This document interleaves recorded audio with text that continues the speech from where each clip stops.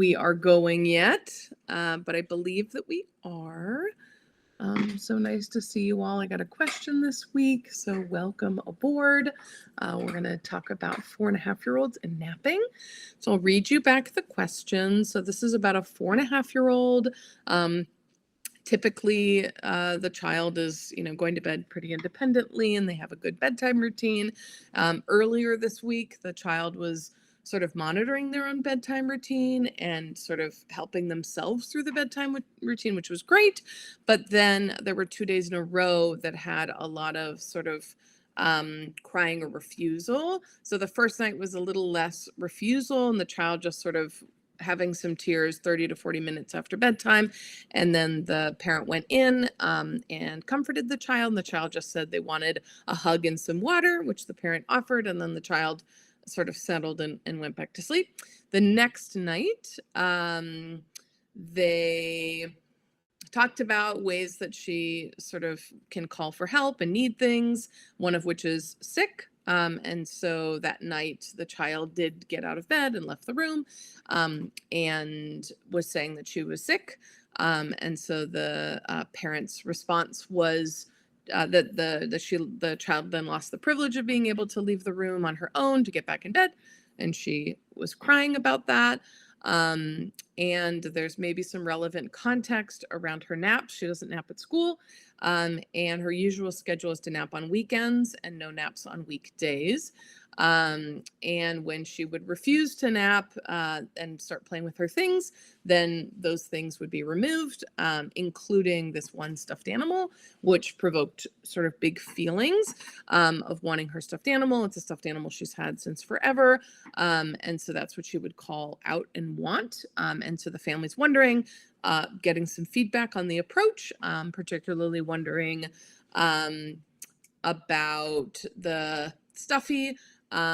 So the particular question is, how do we handle the situation of the crying and the getting out of bed? And then did we do the wrong thing with taking the stuffy away? And then what's the best way to handle nap refusal? So these are all fantastic questions. What I do want to ground us I always want to ground us in the development, the child's development. And particularly since we're talking about sleep, we're going to talk about the development of sleep. And what we see is the child sleeps 11 to 12 hours at night, starting around 6 weeks when nights show up, all the way until about 6 years old. And in addition to that, the child typically has 2 to 3 hours of naps until they're about 4 years old, sometimes 5, but typically 4 is a good benchmark. Those 2 to 3 hours of naps are broken up into a bunch of little naps when they're an infant, right? They take 5 half-hour naps. By the time they're a toddler, usually it's one nap that's 2 to 3 hours. And typically the child then goes from sort of those 5 naps to 4 to 3 to 2 to 1. And then eventually around 4 years old, the child goes to none. Kids who are 5 sometimes still need a nap. So it's somewhere in that ending period that they need that, but it's really dependent on what the child is showing us they need. And so it's very typical for a 4-year-old to not need developmentally to need a nap. And so it's a really good pivot around around 4 years old to, rather than require a nap, is to just offer resting time. So resting time would look like the same structure of nap, where they have they're spending some time in their sleep space. Usually it's for about an hour. And that sleeping space in their room or wherever, but typically their room, they might have a few things. They are welcome to play with those things quietly. And the goal is that there's not tons of stimulation in the room. So they're not going to be super stimulated, where if they needed a nap, they wouldn't sleep, but it also gives them some independent playing time if they happen not to be sleeping. And so when we give children this kind of balance, what we end up seeing is the child under 4 will typically, with some version of a resting time or a nap time, they will typically go to sleep because their body needs it. And after 4, sometimes the child will sleep, sometimes they won't. They sort of self-regulate the sleeping needs that they have. And so I would say, in terms of the items that are in the room, those are perfectly acceptable. The child playing with the items in the room, also perfectly acceptable, right? Because if the child is developmentally moving on from nap, it's also perfectly acceptable to have some kind of resting time where everybody gets a little bit of downtime, and that's lovely and wonderful. They can play by themselves, but they are in a space where they could sleep if they wanted to. Those are all lovely things to be doing and thinking about for your child. So I wouldn't remove those things. I think those things are important to be in there, because without anything to do, a child who is not tired that day has nothing to do. And so we end up seeing versions of misbehavior, things that we don't want to see, like kicking or throwing or yelling or banging on the door, like those kinds of things. We typically then we're now engaged in the child in limit setting and boundaries and testing, when we could have just had the things in the room. So what I did with my kids is that we would prepare for resting time. What kinds of things do you want for your resting time? And so my kids would sort of collect the things they wanted available in small quantities, right? We're not going over overstimulation. It's just like, I want my Legos today or something like that. So we'd get a small bundle of Legos and say, great, that's what you want for your resting time. And again, like when they were under 4, they would more often than not, well, they would usually go to sleep, but when they were over 4, they would sort of sometimes sleep and sometimes not, depending on what their body needed. But they were prepared to do some version of this themselves, some independent playtime. So I think the structure of sleep, it sounds like she's just dropping her nap, and that's okay.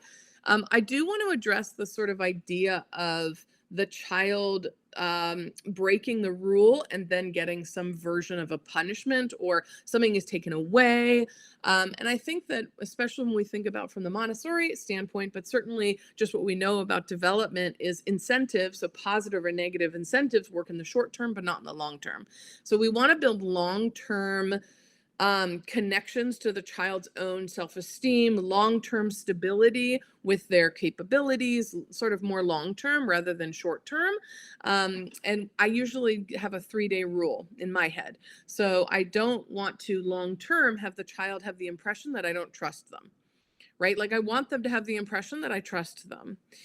But I have to have like a caveat around that in terms of like, but sometimes you say things in order to get something else, right? So in terms of saying that you're sick, I have a 3-day rule.